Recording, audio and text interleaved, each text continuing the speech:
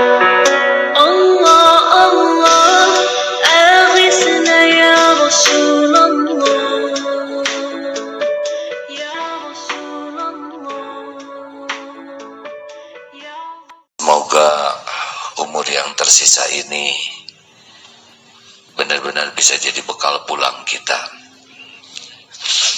Hidup hanya mampir sebentar, belum tentu panjang umur. Kalau mati, sudah tidak ada lagi kesempatan beramal. Ketika kita dikubur nanti, orang menyangka hidup kita berakhir, padahal perhitungan baru dimulai.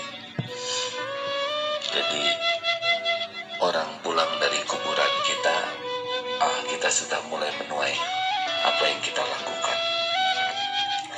Ada sebuah tulisan menarik, boleh saya baca? Ini sebuah pengalaman seseorang. Dulu, sewaktu saya masih kecil, saya selalu mendapat peringkat 1. Ini tulisan, bukan tentang diri saya ya. Dulu waktu saya masih kecil, saya sering mendapat peringkat 1 SD, SMP, SMA. Semua merasa senang. Ibu dan ayah pun selalu memeluk saya dengan bangga. Memeluk dan mencium saya, keluarga saya sangat senang melihat anaknya yang pintar dan berprestasi. Begitupun ketika masuk perguruan tinggi ternama, tanpa embel-embel tes. Orang tuaku bangga, teman-temanku pun merasa bangga dengan diriku. Ketika aku menjalani masa kuliah, IPK-ku selalu 4. Dan aku lulus dari perguruan tinggi yang bergengsi itu dengan predikat cum laude. Semua bahagia.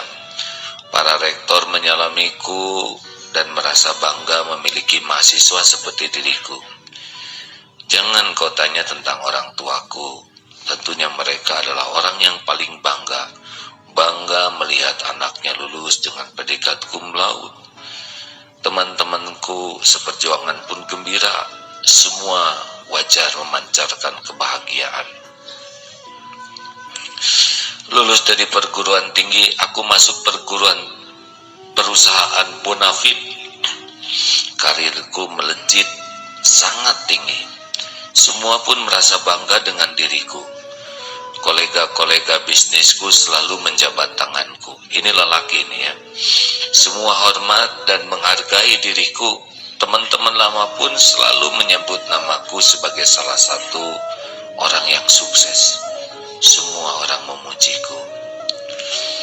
Namun ketika aku berikrar untuk berjuang bersama barisan pembela Rasulullah SAW, kubuang segala titel keduniaanku.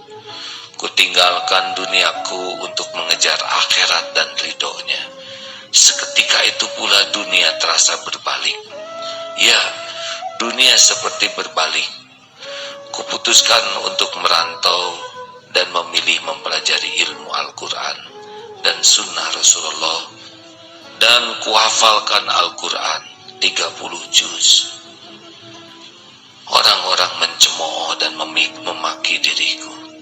Tak ada lagi pujian, tak ada lagi senyum kebanggaan, tak ada lagi peluk hangat, yang ada hanyalah cacian.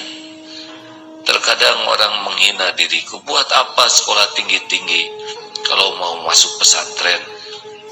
Dia itu orang bodoh, udah punya pekerjaan enak-enak ditinggalin. Berbagai caci dan maki tertuju pada diriku. Bahkan dari keluarga yang tak jarang membuat diriku sedih. Apa ada lulusan perguruan tinggi terkenal masuk pondok tahfidz? Nggak sayang. Apa udah dapat kerja enak-enak? Mau makan dari mana? Demikian kata mereka. Pertanyaan-pertanyaan itu terus menyerang dan menyudutkan diriku. Hingga suatu ketika, aku ajak ibuku pergi sholat jamaah di masjid. Di masjid yang biasa aku jadi imam. Itu adalah sholat subuh yang akan selalu kukenang. Aku bertakbir, Allahu Akbar. Kuagungkan Allah dengan seagung-agungnya. Kubaca iftitah di hatiku berdesi rasanya. Kulanjutkan membaca Al-Fatihah. Kulantunkan Al-Fatihah. Bismillahirrahmanirrahim. Sampai di sini hatiku bergetar. Ku sebut namanya. Ku sebut nama Allah yang Maha Pengasih,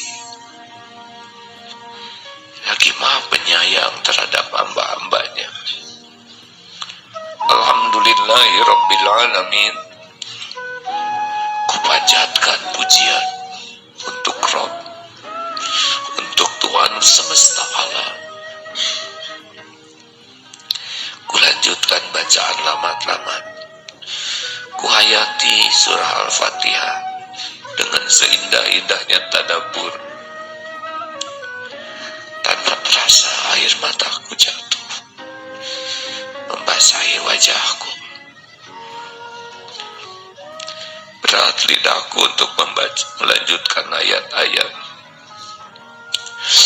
Ar-Rahmanir-Rahim ku lanjutkan dengan nada yang mulai bergetar. Maliki yaumiddin.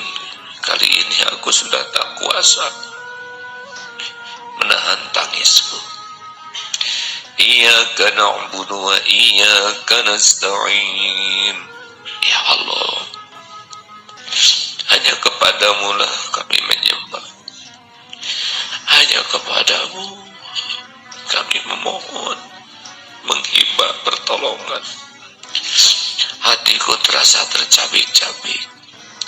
Seringkali diri ini menuntut kepada Allah untuk memenuhi keperluanku, tapi aku lalai menjalankan kewajibanku.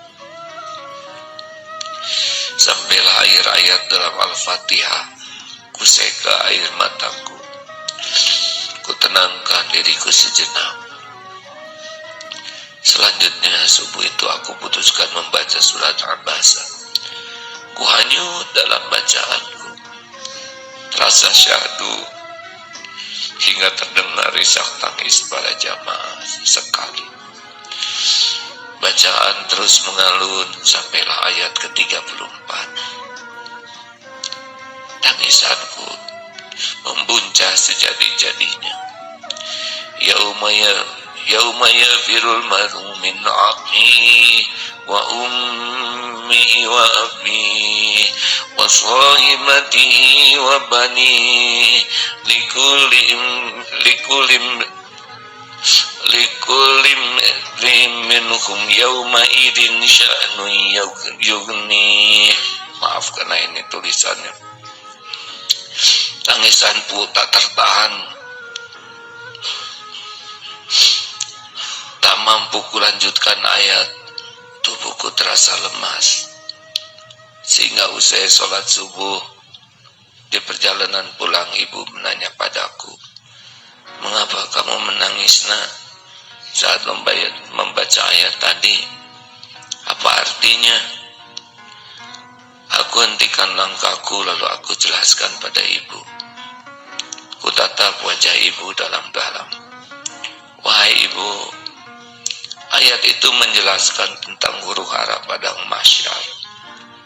Saat kiamat nanti, semua akan lari meninggalkan saudaranya, meninggalkan ibunya, meninggalkan bapaknya, meninggalkan istri, anaknya, semua lari, semua sibuk pada urusannya masing-masing.